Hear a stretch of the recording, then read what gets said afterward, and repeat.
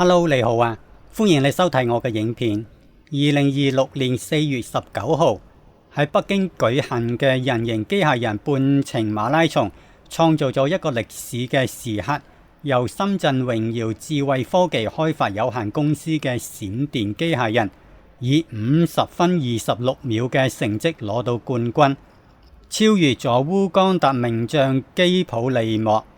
喺今年3月里斯本半程馬拉松賽中創造嘅57分26秒，人類男子半馬世界紀錄，快咗大約7分鐘。上一年嘅呢場比賽只有6台機械人成功完成比賽，今年就有超過100支隊伍參加，連德國、法國、巴西嘅團隊都來參加。你覺得機械人除咗跑步，仲可以做啲咩呢？喺工廠搬運貨物，喺貨倉揀貨，喺餐廳送餐，甚至衝入火災現場救人。如果人形機械人1年之內跑步嘅速度進步咗3倍，你覺得5年之後佢哋可以做到邊啲人類做唔到嘅事呢？你認為邊啲行業會最先被機械人取代呢？係物流業、製造業，定係你工作嗰個行業呢？跑贏世界紀錄之後，機械人下一步要做啲咩呢？1年前喺北京舉行嘅首屆人形機械人半程馬拉松比賽上，天宮團隊嘅人形機械人以2小時40分42秒嘅成績攞到冠軍。1年之內，從2小時40分進步到50分26秒。呢個技術進步真係快到得人驚。有啲觀眾就會問，只不過係跑步啫，有咩咁難呢？但需要知道，要令到機械人跑步比我哋想象中難好多。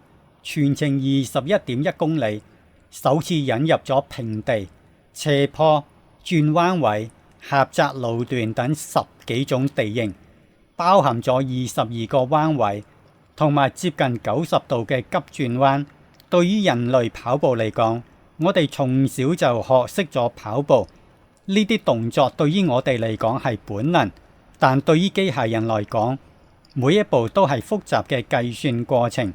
機械人要即時感知地面嘅傾斜度，計算重心嘅位置，調整每個關節嘅力度，預先判斷前面嘅道路情況，然後之後喺幾毫秒之內做出決定，實在唔簡單。